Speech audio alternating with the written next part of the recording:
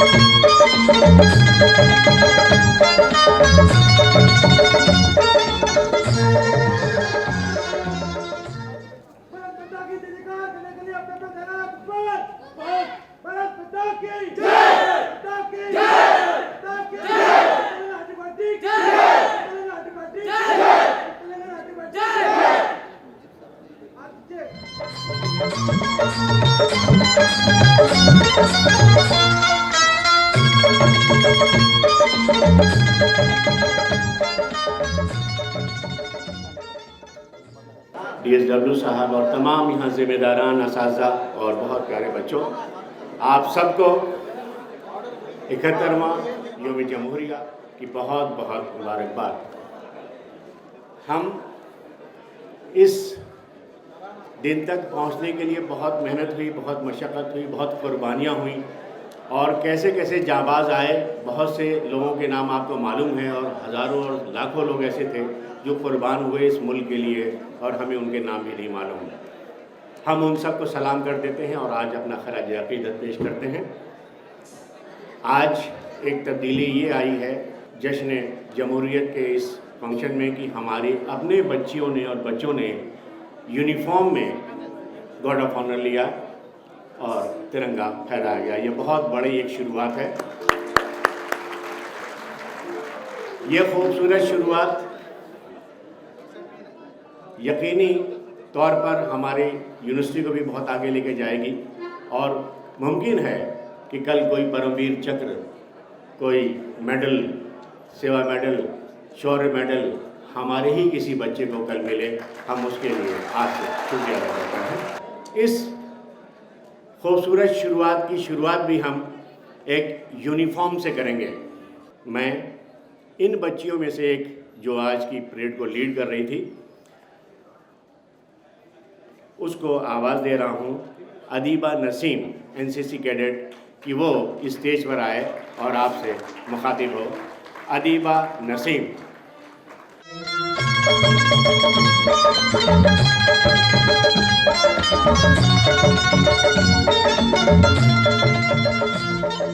आज मैं आप सभी के सामने हमारे भारत के आईन का प्रियम्बल पढ़ने जा रही हूँ। इसके एहतराम में सभी लोग खड़े होते हैं, तो आप सभी से गुजारिश है कि आप लोग खड़े हों और मेरे साथ दोहराएं। हम भारत के अवाम भारत को एक मुक्तदर, समाजवादी, सेक्युलर और अवामी जमहूरिया बनाने के लिए और इसके तमाम शहरियों को समाजी, मुआशी और सियासी इंसाफ, ख्याल, इजहार, अकीदा, मजहब और इबादत की आज़ादी, मसावात और यकसा मौक़े हासिल कराने के लिए और इन सब में मोहब्बत, भाईचारगी, फ़र्द की अज़मत, कौमी इत्तेहाद और सालमियत को यकीनी बनाने वाली उख़्वत को फ़रोग़ देने के लिए मतानत व संजीदगी से अज़्म करते हुए इस आइन को इख्तियार, वज़ा और ख़ुद पर नाफिज करते हैं। जय हिंद।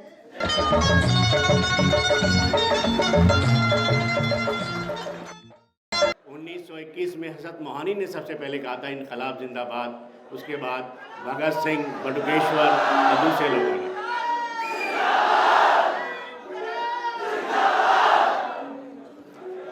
शुक्रिया। ये आवाज़ हमेशा इतनी दमदार बनी रहे और हम अपने मुल्क के लिए हमेशा इसी जोश और वले के साथ आगे बढ़ें और काम करते रहें।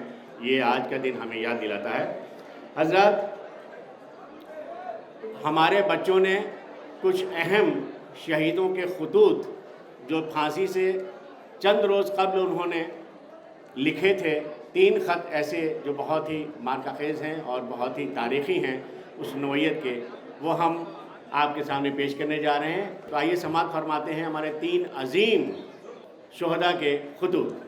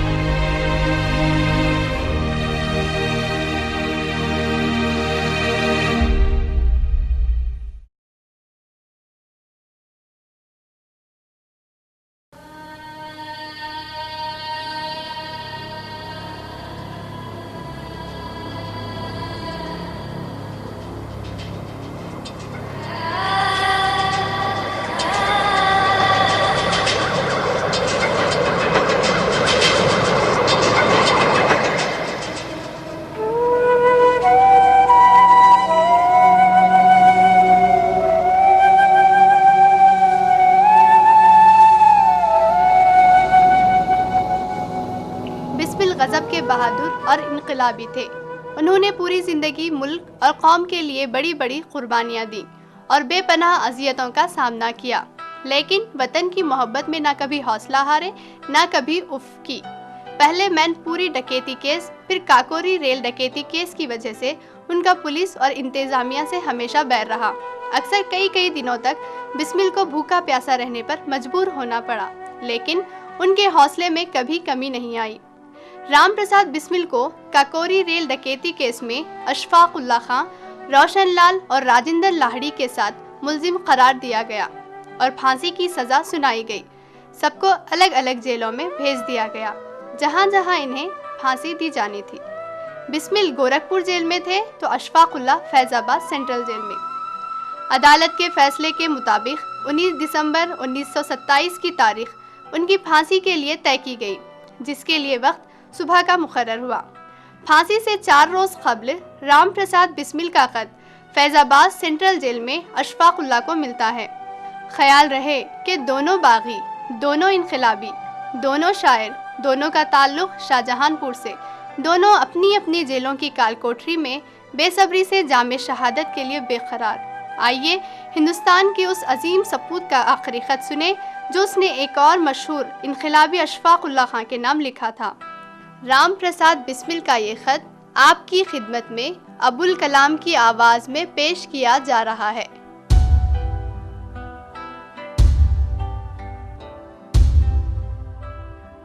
मेरे भाई अशफाक, मुझे अगर शांति है तो यही कि आपने दुनिया में मेरा सर ऊंचा कर दिया। भारत के इतिहास में यह घटना काबिल जिक्र होगी कि अशफाक उल्लाह ने क्रांतिकारी आंदोलन में शिरकत की और गिरफ्तारी के बाद भी अपने विचारों पर डटे रहे। जैसे तुम शारीरिक बलवान थे वैसे ही मानसिक वीर और आत्मा से उच्च सिद्ध हुए। इन सब की वजह से अदालत में तुमको मेरा लेफ्टिनेंट ठहराया गया और जज ने फैसला लिखते वक्त तुम्हारे गले में जयमाला यानी फांसी की रस्सी पहना दी। प्यारे भाई, मैंने अपने प्रिय भाई अशफाक को मातृभूमि की भेंट चढ़ा दिया। मरते बिस्मिल रोशन लाहड़ी अशफाक अत्याचार से होंगे पैदा सैकड़ों उनके रुधिर की धार से। मालिक तेरी रजा रहे और तू ही तू रहे, बाकी न मैं रहूं न मेरी आरज़ू रहे। जब तक तन में जान रगों में लहू रहे, तेरा ही जिक्र तेरी ही जुस्तजू रहे। तुम्हारा भाई राम प्रसाद बिस्मिल।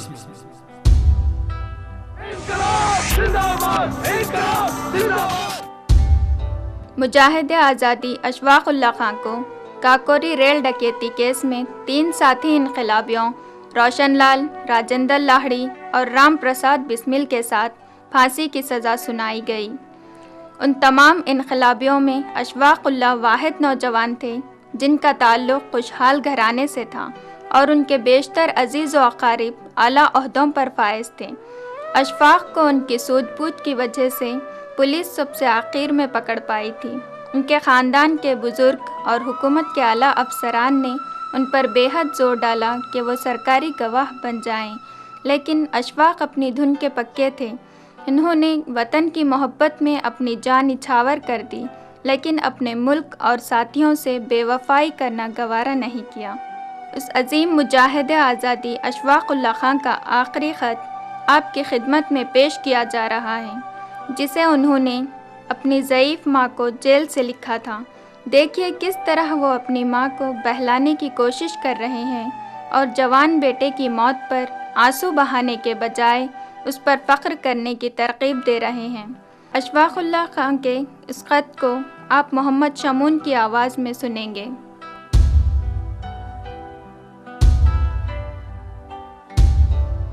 बीबी अम्मा अस्सलाम वालेकुम। दुखियारी और बूढ़ी माँ की खिदमत में उसके मरते हुए फर्जंद का सलाम पहुँचे, जो इसी हफ्ते इस दुनियाए फ़ानी को अलविदा कहकर मुल्क जावेदानी को जाएगा। फना है सबके लिए, हम पर कुछ नहीं मौकूफ, बका है एक फ़कत ज़ाते किब्रिया के लिए।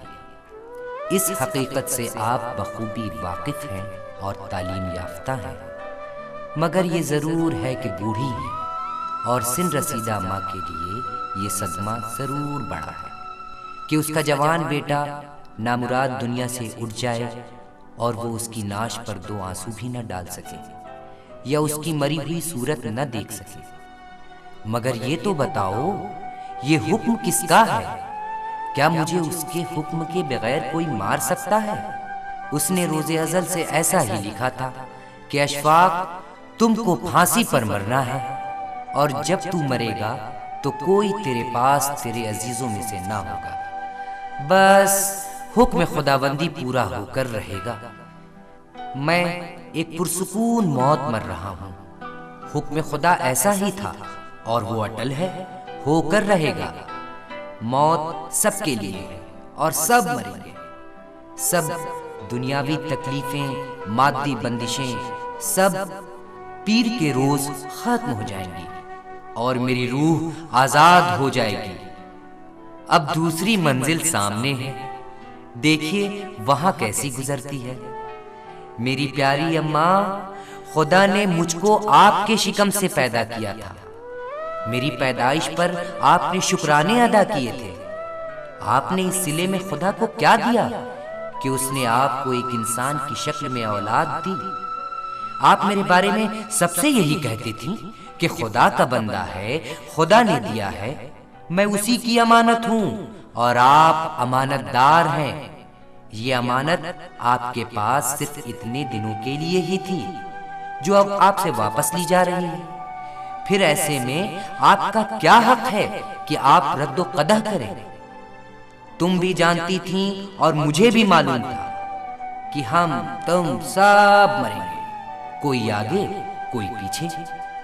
अगर मरना ना होता तो जिंदगी का फायदा ही क्या था? अगर रात ना होती तो दिन की लज्जत ही क्या? बस खुशकिस्मत वो हैं जिन्होंने अच्छी बातें कबूल की और बुराइयों से परहेज किया, गफलत पर होशियारी को तरजीह दी और अपने फराइज की अदायगी की। आज मौत के सामने बैठा हुआ अशफाक कुछ ख्वाहिश नहीं रखता। बेशक अल्लाह सब्र करने वालों के साथ है। आपका सब्र करना, कलमा व दरूद पढ़ना और बख्शना मेरे लिए कुछ सूदमंद साबित हो जाए। बस मेरी अच्छी माँ, मेरी खताएं माफ फरमाकर मशगूल दुआ हो जाओ। उसकी मर्जी यही थी, मुझसे आपको दुख पहुंचा, आपका बुढ़ापा बर्बाद हो गया। कैसे मजे की बात है कि मैं अपने कलम से अपनी मौत की खबर आपको पहुंचा रहा हूं। मैं कोशिश करूंगा कि ये खत तुमको मेरी मौत से पहले मिल जाए, ताकि तुम्हारे दुख में कमी हो जाए और तुम सोच सको कि मरने वाला क्या बात है कि मरते हुए भी मुतमईन और खुश है। रब की शान निराली, उसकी अदा अनोखी। जो कुछ हुआ है और जो होगा और जो हो रहा है सब उसकी मर्जी से हो रहा है और होगा। कौन है जो उसके हुक्म से बाहर जा सके? अब ज्यादा क्या लिखूं, खुदा तुम सबको सब्र जमील अता फरमाए और मुझ गुनाहगार को जवारे रहमत में जगह दे। फ़क़त अशफ़ाक़ुल्लाह खां।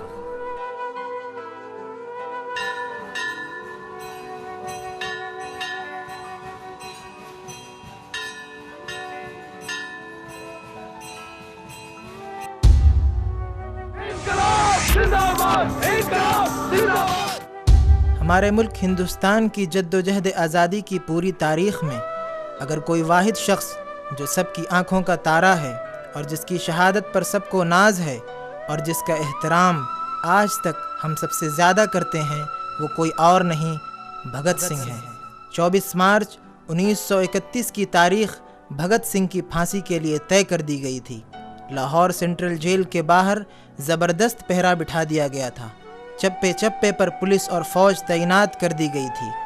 भगत सिंह को इत्तला मिली कि कल आधी रात के वक्त उसके इनकलाबी साथी जेल की दीवार को बारूद से उड़ाकर उसे निकालने का मंसूबा बना चुके हैं। 22 मार्च की रात भगत सिंह ने ये ख़त अपने छोटे भाई कुलतार सिंह को लिखकर पूरे मुल्क के नौजवानों को आगाह किया कि खुदारा मुझे फांसी पर चढ़ने दो, वरना जद्दोजहद आज़ादी को धक्का पहुँचेगा और ये तहरीक कमज़ोर पड़ जाएगी। 24 साल के ज़हीन और जाबाज भगत सिंह का ये आखिरी ख़त है, क्योंकि अंग्रेज़ों ने घबराकर 24 मार्च की बजाय 23 तारीख़ की रात को ही उन्हें फांसी के तख्ते पर चढ़ा दिया था। आइए हम मुल्क के इस सपूत का ख़त सुने और उसकी बहादुरी और क़ुरबानी को सलाम पेश करें। इस ख़त को आवाज़ दी है अनीस आज़मी ने।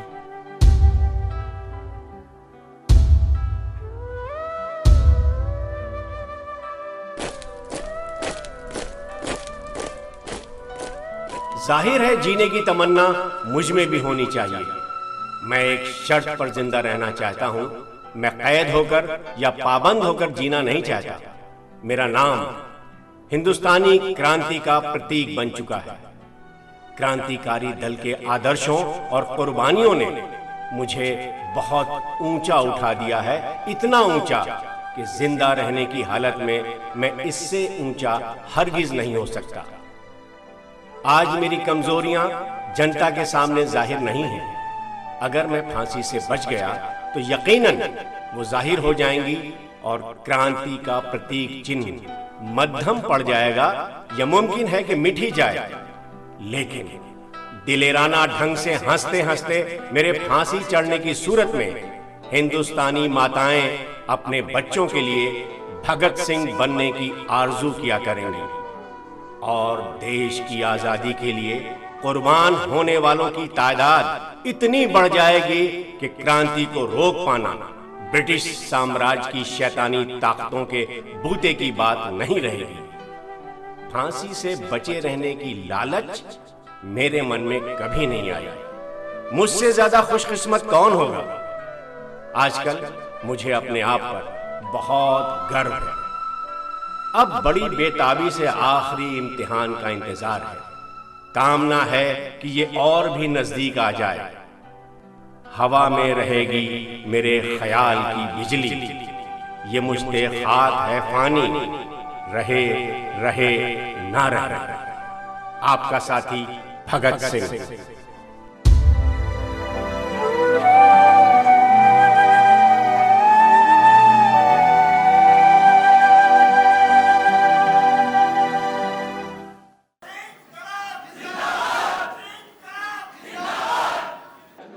बहुत शुक्रिया।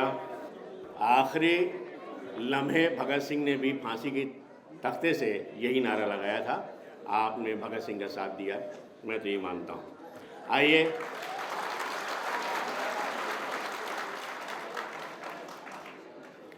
अब हमारी एक बहुत खूबसूरत टीम है CUCS की, जो बच्चे वक्तन फ़वक्तन हर मौके पर यूनिवर्सिटी का कोई भी फंक्शन हो, कोई जलसा हो, उस पर अपनी खूबसूरत आवाज़ में तराने पेश करते हैं। और अब हम कुछ तराने पेश करेंगे।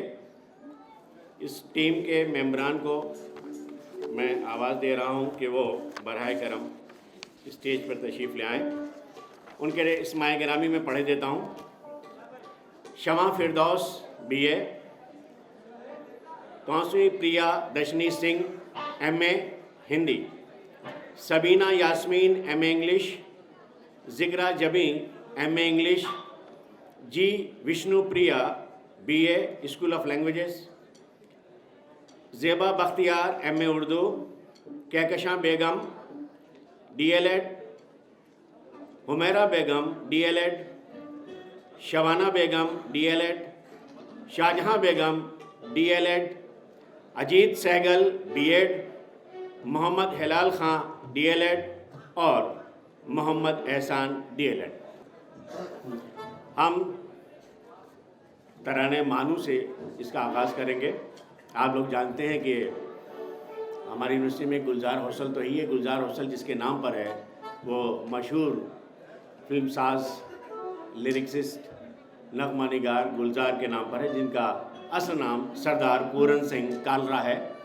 तो सरदार पूरन सिंह कालरा और गुलजार साहब ने ये बहुत खूबसूरत नगमा लिखा और विशाल भारद्वाज ने इसकी मौसीकी दी है। सुखविंदर सिंह और रेखा भारद्वाज ने इसे अपनी आवाज़ से सजाया है। तरानाए मानू।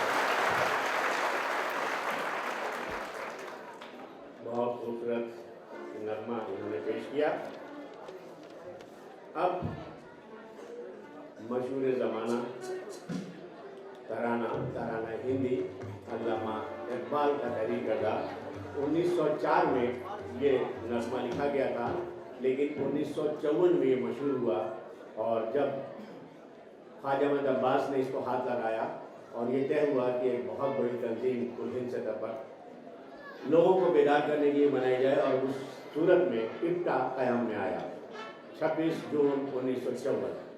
और ये तय हुआ कि इफ्ता के लोग जब भी मिलेंगे तो सारे जहाँ से अच्छा गाएंगे।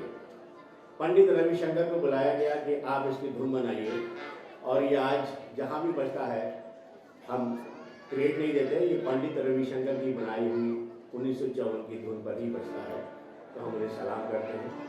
और जिन लोगों ने सबसे पहले इसको गाया था वो थे बल्ला सानी, हबीब तनवीर, सलीम चौधरी, मन्ना डे, दीना पाठक, अजरा भट्ट, ए.के. हंगल, शौकत कैफी आजमी, अनिल डी सिल्वा, पंडित रविशंकर और पृथ्वीराज कपूर।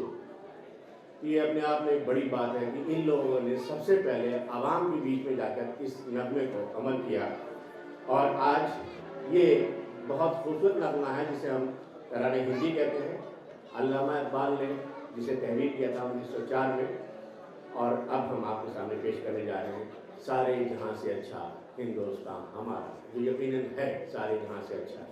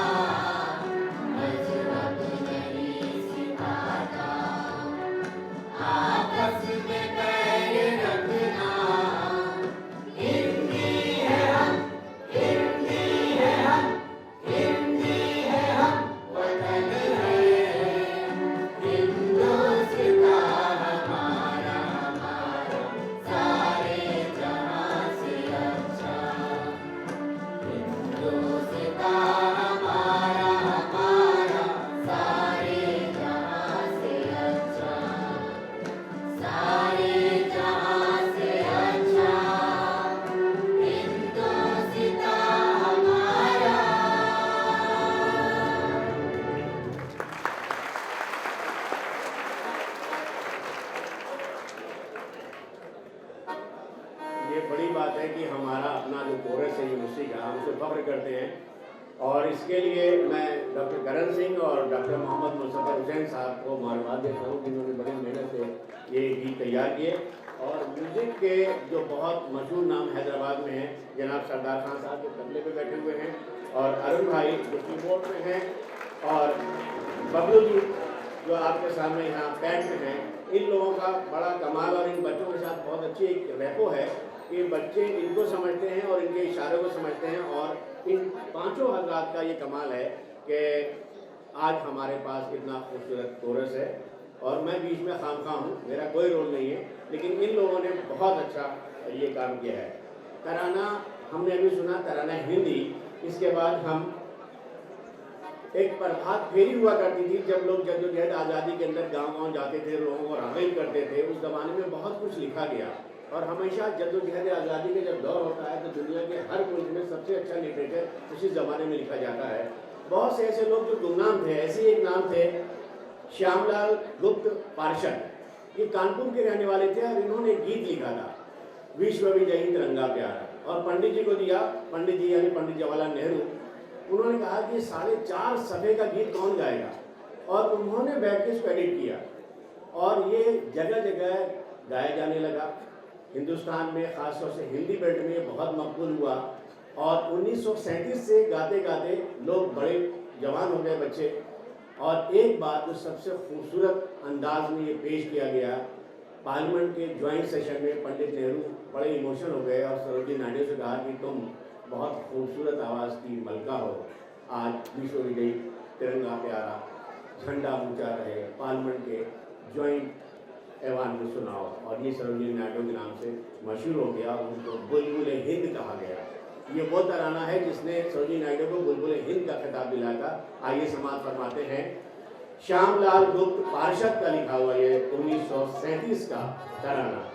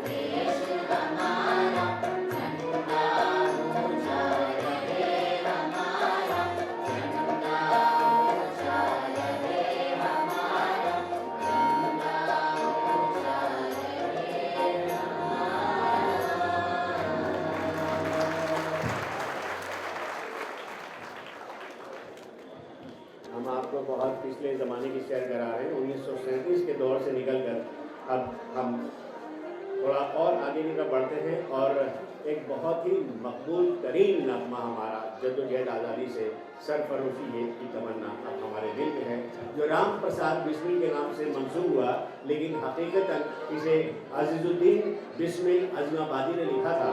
और 1922 में उन्होंने लिखने के बाद जब ये तहरीक आज़ादी जोर पकड़ गई तो उन्होंने राम प्रसाद बिस्मिल से कहा था कि भाई तुम भी बिस्मिल मैं भी बिस्मिल, दोनों के तखल्लुस से मैं पढ़ूंगा तो ये नौजवानों को दिल को असर नहीं करेगा, लेकिन तुम इतने बड़े इनकलाबी मशहूर हो चुके हो कि तुम अगर जहाँ भी पढ़ोगे तो लोगों के जो रगों में खून दौड़ने लगेगा। और इस तरह से राम प्रसाद बिस्मिल ने इसको गाया और कभी ये नहीं कहा कि मेरा लिखा हुआ है, लेकिन बहुत मशहूर हुआ।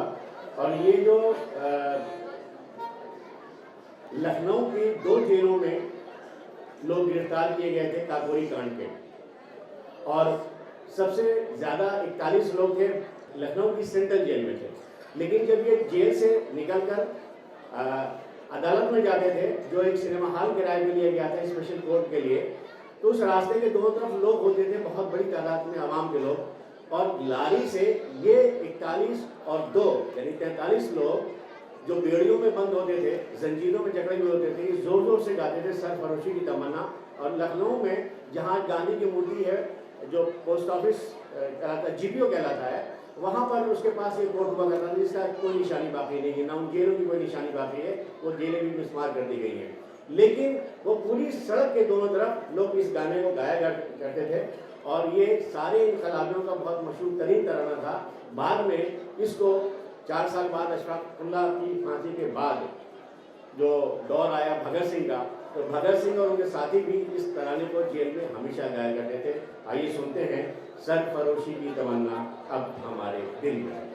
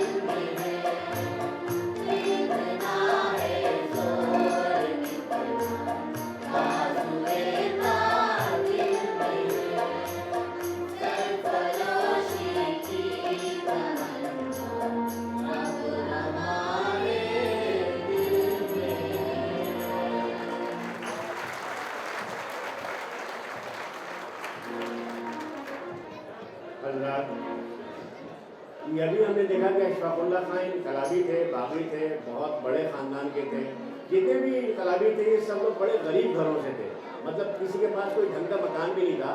सिर्फ अशफाकुल्लाह थे जो हवेली में रहते थे, और इनके सारे जो रिश्तेदार थे वो कोई जज था, कोई मजिस्ट्रेट था, कोई पुलिस चीफ था, कोई इंग्लिश ब्यूरो में चीफ था, और इन पर ये जोर था कि तुम मतलब ख़ानदान का नाम बदनाम हो रहा है तुम्हारी वजह से, तुम सरकारी गवाह बन जाओ।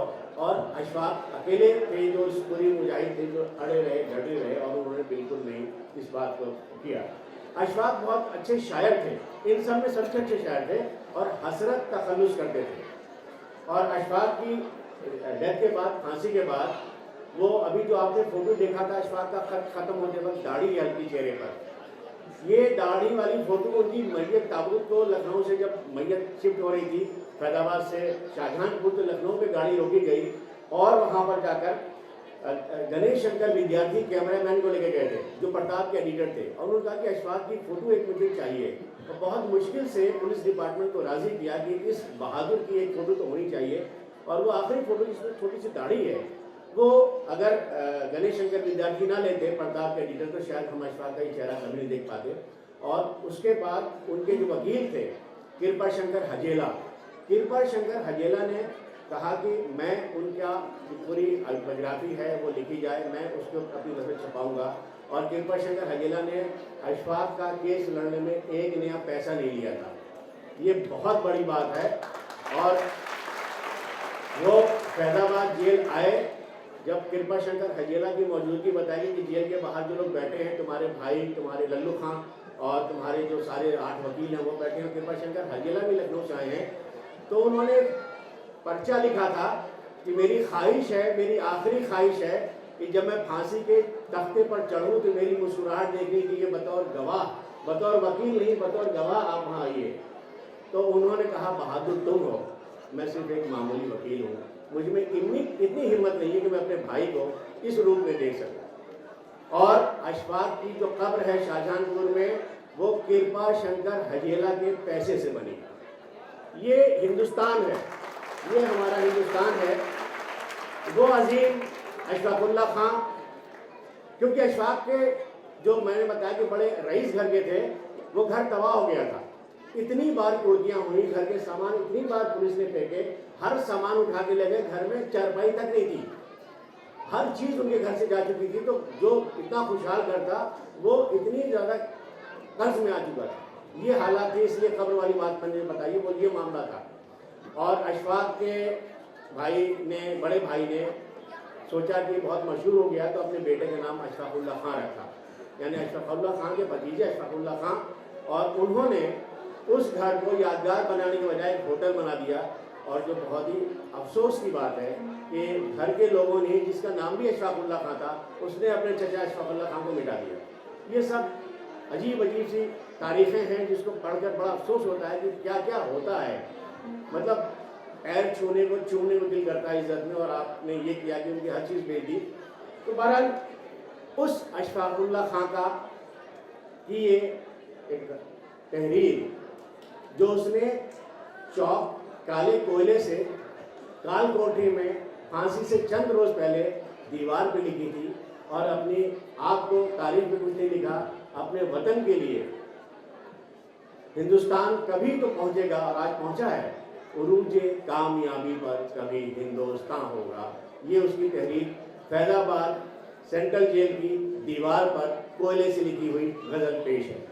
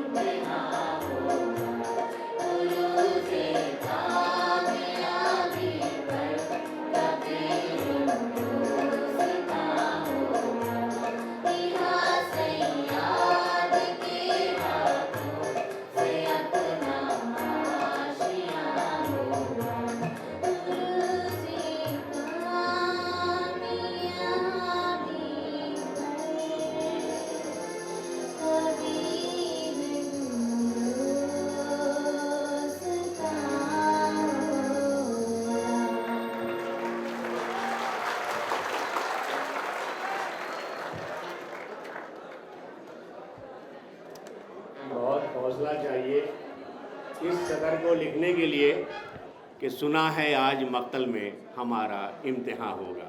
बहुत बड़ा जिगर चाहिए कि आदमी सेलिब्रेट कर रहा है अपनी मौत को, क्योंकि वतन के लिए वो जा रहा है दुनिया से छोड़कर। चलिए, आपका बड़ा दिल हमने भारी किया, थोड़ा सा रिलैक्स होते हैं। और जद्दोजहद आज़ादी का जो सिलसिला है उसमें जो सबसे ज़बरदस्त जो पंच सारा का सारा था वो लाहौर, अमृतसर, जलंधर, पटियाला और कसूर, एक जगह जो पाकिस्तान में चला गया, जो मेथी के नाम से बहुत मशहूर है, कसूर की मेथी। और कसूर में ही रहते थे बुल्ले शाह, तो कसूर बहुत मशहूर शहर है। वहाँ से एक साहब थे सरदार नौबहार सिंह साबिर टोहनी, सरदार नौबहार सिंह साबिर टोहनी। वो बहुत हुब्बुल वतनी की बातें करते थे। तो पंजाब के दो बड़े लीडर थे, सैफुद्दीन किचलू और डॉक्टर सत्यपाल। इन्होंने कहा कि सरदार जी, आप कोई ऐसा गाना लिखिए कि जो पूरे इलाके में बच्चे गाएं। तो सुबह सुबह जब फजर की नमाज़ पढ़ के लोग बाहर आते थे और सूरपुर की पूरा करके लोग बाहर आते थे, उजाला हो रहा होता है, तो प्रभात फेरी चला करती थी मोहल्लों में। उसके लिए उन्होंने एक गीत लिखा जिसे सब लोग मिलकर गाया करते थे और ये पूरे इलाके में बहुत मशहूर हुआ। और आपको ये बात मालूम होगी कि जलियांवाला बाग जो 1919 में हुआ, उसके जो दो बड़े लीडर थे, पहले डॉक्टर सैफुद्दीन किचलू जो बहुत बड़े बैरिस्टर थे, और दूसरे जो बहुत बड़े मेडिकल प्रैक्टिशनर थे डॉक्टर सत्यपाल, वो इस गीत को लीड करते थे अमृतसर में। तो आइए सुनते हैं हमारे इतने ग्रेट जो रेवोल्यूशनरीज थे उनकी पसंदीदा गीत, जो एक प्रभात फेरी है। सुबह को जो फेरी लगाते थे वो गीत गाते थे, प्रभात फेरी। नौजवानों, अब हमें बेदार होना चाहिए।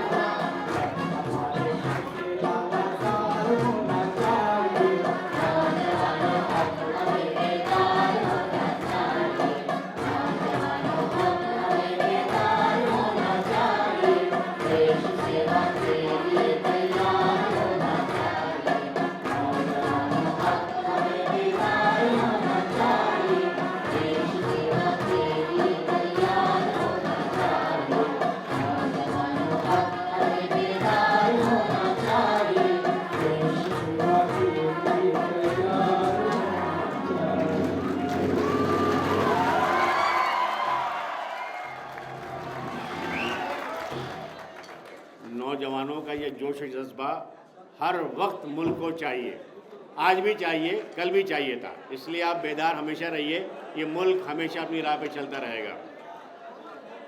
आज हमारे इस अजीम जलसे में हमारे मेहमान खुसूसी हैं हमारे हरदिल अजीज़ pro vice chancellor professor Ayub Khan sahab. मैं उनसे बहुत अदब से गुजारिश कर रहा हूँ कि बराए करम आप स्टेज पर तशरीफ़ लाएँ और आपके हाथों से कुछ असनाद हम बच्चों को तकसीम करेंगे। वीसी साहब भी होते लेकिन तेज़ बुखार की वजह से वो आज नहीं आ पाए हैं और उन्होंने काम भेजा है। बच्चों बेटा आप लोग पीछे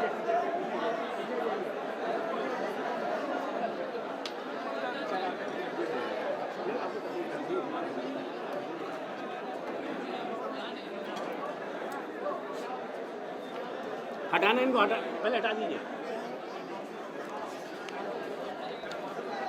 हबीब सर्टिफिकेट लेके आ जा तुम। जिन बच्चों की वजह से ये प्रोग्राम आज इतना खूबसूरत रहा और बहुत ही ज़्यादा मुनज़्ज़म तरीके से रहा, कोई बच्चा कोई फंबल नहीं, कोई अटका नहीं, कोई भूला नहीं, ये इसके लिए आप सब मुबारकबाद के वो हैं, क्योंकि आपकी जो सपोर्ट मिलती है, जिस तरह से चेहरों पे थे, उसकी वजह से एक ताकत मिलती है। स्टेज पर जब कोई शख्स होता है, जो भी परफॉर्मर हो, अगर आपकी सपोर्ट होगी तो उसको ताकत मिलेगी और उसका कॉन्फिडेंस लेवल ज़रूर बढ़ेगा। तो इसके लिए मैं आपके लिए ताली बजाता हूँ। अब हम इन फनकारों को सर्टिफिकेट पीवी साहब के दस्ते मुबारक से देंगे। नहीं सर, वो बच्चे आएंगे, आप ये खड़े हैं। हाँ सर, इधर आइए, बल्कि हाँ बच्चे ऐसे आना। सबसे पहले इस कोरस रूम में शमा Firdous BA school of language, शमा फिरदौस। हिलाल का बेटे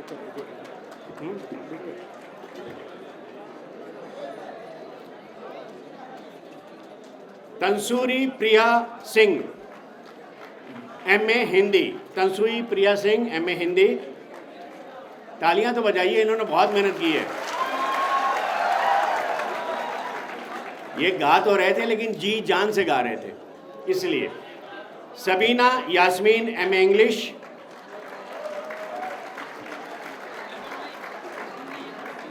जिक्रा Jabi MA English,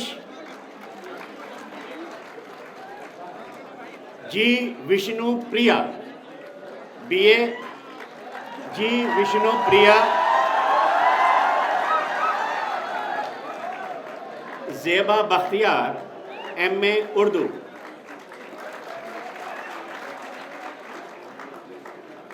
Kahkashan Begum DLED,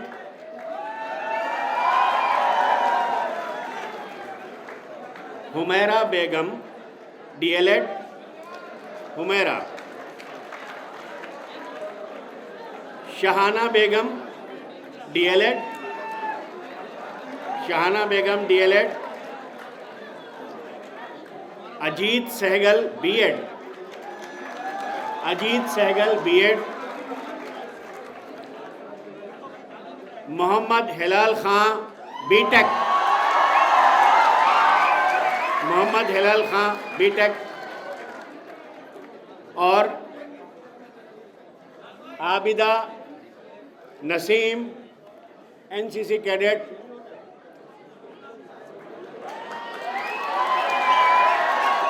Abida Adiba Naseem NCC।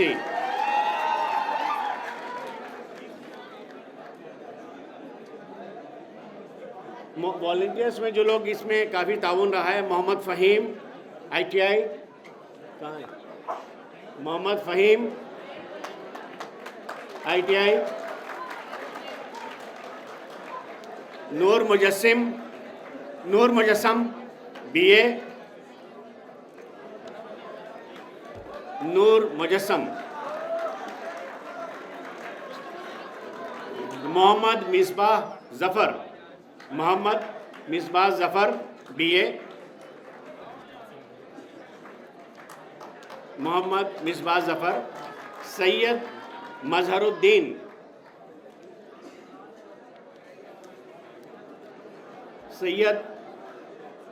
Mazharuddin,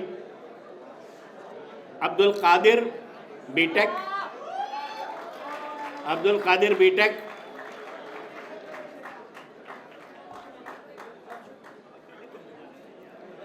doctor Karan Singh, associate professor Hindi department, जिनकी सरपरस्ती बच्चों को हासिल रही है, doctor Karan Singh, associate professor Hindi.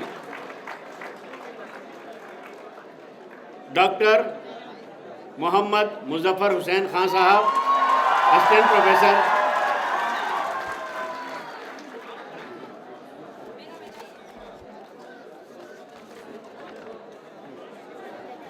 अब यौम जमहूरिया के इस मौके पर हम गुजारिश कर रहे हैं बहुत अदब एहतराम से, मोहम्मद एहसान कैसे लगे? इसका नाम ही नहीं है। शाहजहां बेगम, ये नाम कैसे नहीं आया? इसमें नाम है ही नहीं, नाम है ही नहीं। मैं बहुत अदब एहतराम के साथ आज के मेहमान खुसूसी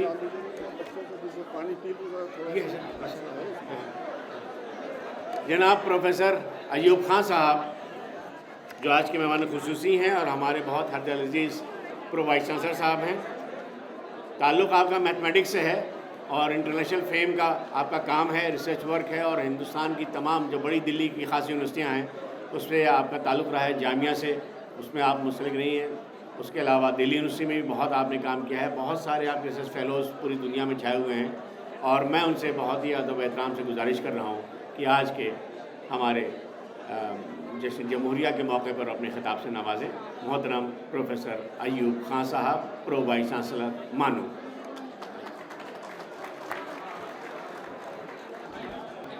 अस्सलाम वालेकुम, नमस्कार, सत श्री अकाल एंड गुड मॉर्निंग। सबसे पहले तो मैं आप सबको रिपब्लिक डे की मुबारकबाद देता हूँ, और हमारे जो वाइस चांसलर साहब हैं क्योंकि उनकी तबीयत ठीक नहीं है आज, उन्होंने कल मुझे बताया,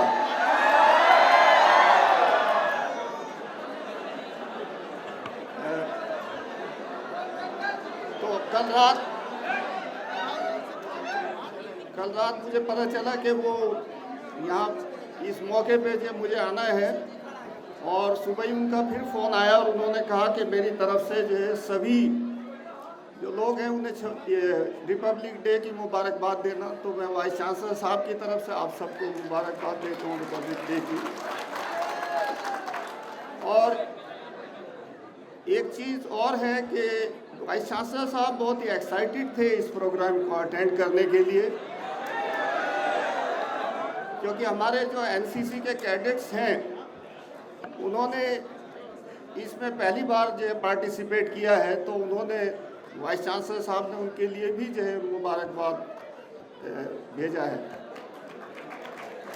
और वाइस चांसलर साहब ने, बल्कि मुझे भी बहुत खुशी हुई कि ये हमारी यूनिवर्सिटी का लेवल इस उस तक पहुंच चुका है कि हमारे यहाँ एनसीसी का विंग नहीं था, और जो मैंने देखा इनका बहुत ही अच्छा, इन्होंने इनकी जो इन्होंने दिखाया है वहाँ पे, वो बहुत ही खूबसूरत तरीके से इन्होंने पेश किया अपना पूरा प्रोग्राम। तो मैं भी इन सबको इस 26 रिपब्लिक डे की मुबारकबाद देता हूँ, और इन्होंने जितनी अच्छी तरह से ये सब कुछ किया। और मैं जो अनीस आज़मी साहब हैं और जितने भी लोग हैं, हम सबको ये खुश होना चाहिए कि हम इस प्रोग्राम को इतनी अच्छी तरह से जो है पेश कर पाते हैं। और अनीस आज़मी साहब जो अभी ये कह रहे थे कि मैं बीच में जो है खामखा का हूँ, ऐसी बात नहीं है, क्योंकि किसी चीज़ को कोऑर्डिनेट करना, किसी चीज़ को कोऑर्डिनेट करना बहुत मुश्किल काम होता है।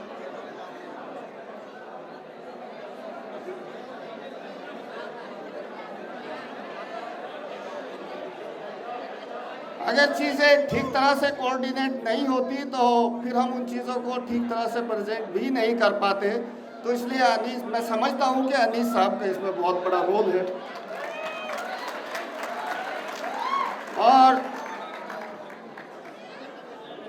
और मैंने इन बच्चों को सुना अभी, जो जैसे शुरू में तो इन्होंने 3 खत थे, वो तीनों खत जो है हमारी जो रिपब्लिक है और हमारी जो आज़ादी है उसे बहुत अच्छी तरह से वो डिस्क्राइब करते हैं तीनों खत। और उस आज़ादी में किस तरह से कुर्बानियाँ दी गई, ये दिन हासिल करने के लिए किस तरह की कुर्बानियाँ और किस तरह की जद्दोजहद रही, उन तीनों खत से जो है ये चीज़ बहुत ही वाज़े तौर पर आया होती है। उसके बाद इन बच्चों ने, हमें ये इस पे फ़ख्र होना चाहिए कि इन बच्चों ने 5 गाने गाए हैं, 5 गीत जो है उससे रिलेटेड। ये हमारे हिंदुस्तान, जो इनका पहला गीत था, वो भी हमारी आज़ादी को, हमारे हिंदुस्तान को बहुत अच्छी तरह से डिस्क्राइब करता है। और मैं इन्हें दाद देता हूँ इस चीज़ की कि इन्होंने इस तरह के जो गाने हैं, ये सॉन्ग्स हैं, इनका सिलेक्शन किया है। ये बहुत ही रेलिवेंट है इस प्रोग्राम से। जैसा कि अब हम बार बार हिंदुस्तान के बारे में ये बात करते हैं, जैसे कि ये एक गीत है कि सारे जहां से अच्छा हिंदुस्तान हमारा। तो ये सच है वाकई, खैर ये तो आप सब लोग जानते हैं, ये सच है कि हिंदुस्तान से अच्छा मुल्क कोई नहीं है। जो लोग बाहर जा चुके हैं दूसरे मुल्कों में, वो इस चीज़ की जो बाखूबी गवाही दे सकते हैं कि जो हिंदुस्तान के डिफरेंट रंग है, कलर्स है, वो कहीं नहीं मिलते। और जो लोग ठीक तरह से इस मुल्क को समझ पाए हैं, वो जो इस गाने के जो 2-3 लाइनें हैं कि हिंदी है हम वतन है हिंदुस्तान हमारा, वाकई जो है ये जिसने भी गाया है या जिसने ये बोल दिए हैं इस गाने के, तो वो हिंदुस्तान की रूह को जो है रिप्रेजेंट करता है। यानी वही आदमी जो इस चीज़ को कह सकता है कि हिंदी है हम वतन है हिंदुस्तान हमारा, ये कहने की बात नहीं, बल्कि ये इससे ये पता चलता है कि ये जो चीज़ है हिंदी है हम वतन है, ये उसके नज़रिए को शो करता है। अच्छा, उसके बाद जो है बहुत सी और भी गाने हैं, जैसे कि ये सरफरोशी की तमन्ना अब हमारे दिल में है, देखना है जोर कितना बाज़ कातिल में है। तो ये वाकई जो है उस वक्त के नौजवान थे जिन्होंने अंग्रेज़ों को डिफीट करने के लिए, जो उनकी सोच थी उसे डिफीट करने के लिए इस तरह के नारे बुलंद किए और इस तरह से अपने आप को पेश किया कि चाहे हमारा सरफरोशी की तमन्ना। तो यानी ये शो करता है कि हमारा क्या जज्बा था उस वक्त। और हिंदुस्तान में वाकई जो है देखने में भी आता है कि, क्योंकि ये तो कहते ही हैं कि हम लोग बहुत इमोशनल हैं, बड़े जज्बाती हैं, तो जज्बे का भी जो है एक अपना रोल होता है और जज्बे के बगैर तो कोई चीज़ होती नहीं। तो इसलिए हमारे नौजवानों में अभी भी पहले भी उसी तरह का जज्बा है। और सरफरोशी की बात नहीं होती, बल्कि जो काम आप करते हैं उसे कितने जज्बे के साथ करते हैं, ये इस चीज़ को भी शो करता है। अच्छा, और ये तो इन गीत की बात हुई। इसके अलावा जो अभी एक बच्ची जो हमारी एनसीसी की कैडेट थी, तो उसने हमारे हिंदुस्तान के आइन को बड़ा खूबसूरती से पढ़ा। मैं बहुत इम्प्रेस हुआ उस बच्ची से, और मेरे ख्याल से ये मौका भी है, मुझे यहीं से शुरू करना चाहिए था, लेकिन क्योंकि वो चीज़ें थी कि बिस्मिल्लाहिर्रहमानिर्रहीम, ये देखिए ये भी एक आइन है कि हुवल्लाहुल्लज़ी ला इलाहा इल्ला हुवा आलिमुल गैबि व शहादति हुवर रहमानुर रहीम। हुवल्लाहुल लज़ी ला इलाहा इल्ला हुवल मलिकुल कुद्दूसुस सलामुल मुमिनुल मुहैमिनुल अज़ीज़ुल जब्बारुल मुतकब्बिर सुब्हानल्लाहि अम्मा युश्रिकून हुवल्लाहुल खालिकुल बारिउल मुसव्विरुल लहुल अस्माउल हुस्ना युसब्बिहु लहु मा फिस समावाति वल अर्ज़ि व हुवल अज़ीज़ुल हकीम। तो हमारा एक ये भी जो है एक आइन है, ये अल्लाह ताला की हम्द है, इससे बड़ी तो कोई चीज़ होती नहीं। तो अच्छा, उसके बाद जो है ये कि हमारा मुल्क जो है, जब हमें आज़ादी मिली, अभी तो हमने कुर्बानियों की बात की है, लेकिन हम लोग जो है जब से अगर 1950 को देखें, अभी ये हम 70 साल पूरे कर चुके हैं अपनी रिपब्लिक के, तो अगर हम 1950 में जाएं तो और अब जो हमारी जिस कंडीशन में है, हम उन चीज़ों को कंपेयर करें तो हम लोग बहुत आगे आए हैं। मैं ही याद करता हूँ, जो लोग मेरे ख्याल से रूरल एरिया से आए हैं वो ये समझ सकते हैं, महसूस कर सकते हैं कि आज से मेरे ख्याल से 40-50 साल पहले गाँवों में बिजलियाँ भी नहीं थी। लोग बाग जो है चिराग होते थे जो मिट्टी के तेल के, उसकी रोशनी में पढ़ा करते थे। आज मेरे ख्याल से हिंदुस्तान के हर गांव में बिजली है। अच्छा, किसानों की हालत ये थी उस वक्त कि जो बड़े बड़े किसान होते थे उनका वो इतना अनाज जो है ग्रो नहीं कर पाते थे कि वो पूरे साल जो है अपनी फैमिली को खिला सके। लेकिन आज जो है अच्छे दिन तो है ही शायद पहले से।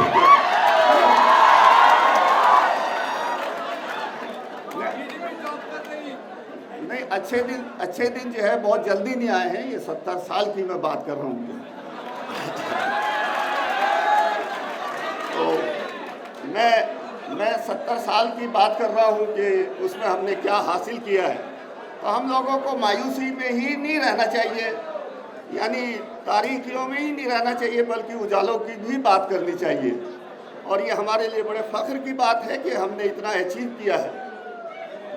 उसके बाद हमारे पास सड़कें नहीं थी, कुछ गांवों से निकलना मुश्किल होता था। आज हमारे पास बहुत अच्छी सड़कें हैं, आने जाने के लिए कुछ हमारे पास जो साधन नहीं थे। आजकल जो है हर गांव में मेरे ख्याल से कम बस है। अगर आप देखें तो गाड़ियों का नंबर बढ़ गया है। अच्छी बिल्डिंग्स में हम लोग रहते हैं, आप यहीं भी देख लीजिए। मानू के पास जो है कितनी अच्छी इमारतें हैं। तो आप लोग जो है हर तरह की आपके पास फैसिलिटीज़ है इस वक्त।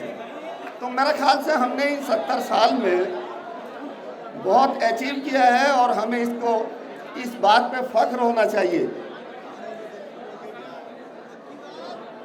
और कोशिश ये करनी चाहिए कि ये चीज़ें, हमें इन चीज़ों की हिफाजत करनी चाहिए और इसे आगे ले जाने की कोशिश करनी चाहिए। तो ये है हमारे अचीवमेंट्स। ठीक है, तो मेरे ख्याल से आप लोग थक भी गए हैं, इतना काफ़ी सुन चुके हैं।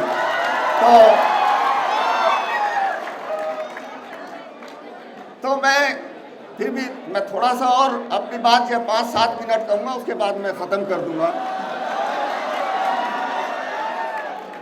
देखिए, एक चीज़ हमारे लिए बड़ी आसानी की हो गई है कि हमारे पास टेक्नोलॉजी है। तो टेक्नोलॉजी की वजह से हम लोगों को अब चीज़ें याद भी नहीं रहती। जैसे अभी कुछ गाने होते हैं, उन्हें आपको याद करने की ज़रूरत नहीं, यहाँ ये चला देते हैं। ये साइंस और टेक्नोलॉजी का, this is the utilisation of science and technology. तो लेकिन आप लोग ये ना समझें कि इससे हमारा काम चल जाएगा, क्योंकि हो सकता है कभी ना कभी हमें इस तरह की चीज़ों की ज़रूरत पड़े जिस तरह से हम पहले काम करते थे। क्योंकि एक जगह हमने एक संस्कृत में एक श्लोक है कि पुस्तकास्था तु विद्या पर हस्तगतम तु धनम कार्य काले समुत्पन्ने न सा विद्या न तद्धनम। यानी इस श्लोक का मतलब ये है कि किताब में जो लिखी हुई चीज़ है वो तब तक आपकी नहीं है जब तक आप उसे याद नहीं कर लेते। और अगर किसी दूसरे को अपना पैसा दे देते हैं तो उसे आप ये मत समझिए कि वो पैसा आपका है, वो जब तक आपको वापस नहीं करेगा तो तब तक जो है वो पैसा आपका नहीं है। तो फिर मैं लास्ट में एक शेर के साथ अपनी बात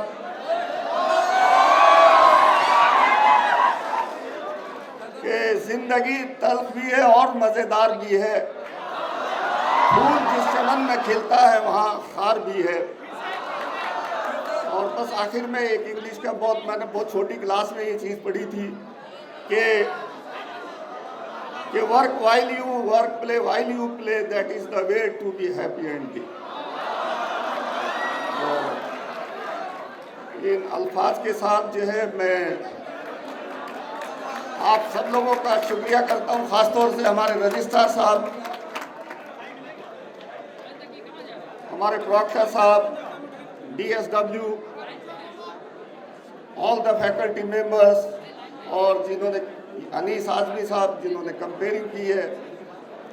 मैं इन सब लोगों का बहुत बहुत शुक्रगुजार भी हूँ और इन सबको मुबारकबाद भी देता हूँ कि हम लोग इस प्रोग्राम को इतनी अच्छी तरह से पेश कर पाए। तो थैंक यू वेरी मच।